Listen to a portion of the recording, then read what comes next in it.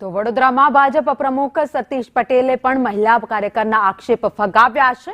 ભારતી ભાણવાડિયા સામે સતીશ પટેલે આરોપ લગાવ્યા। બેનને બરોડા સેન્ટ્રલ કોઓપરેટિવ બેંકમાં ડિરેક્ટર બનવું છે। બેંક પ્રમુખની ઓફિસમાં આખો દિવસ બેસી રહેતા હતા, તેને લઈ અમે વિરોધ નોંધાવ્યો હતો। ખોટી રીતે આક્ષેપો કરીને બદનામ કરવાનું આ કાવતરું છે।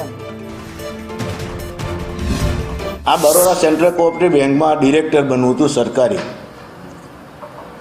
અને જિલ્લા ભાજપ પ્રમુખ તરીકે મેં મારો સ્પષ્ટ અભિપ્રાય ઉપર આપ્યો કે આ ખેડૂતે નથી કે બેંકની અંદર કોઈ મંડળીના પ્રતિનિધિ નથી, એટલે ન બનવાને કારણે અને સાથે સાથે અગાઉ આ બેંકની અંદર પ્રમુખની ઓફિસમાં સતત આખો દિવસ બેસી રહેવાનું અને ડિરેક્ટરો એમને જોઈને અહીંથી જતા રહેતા હોય, એટલે અમે લોકોએ એનો વિરોધ નોંધાયો।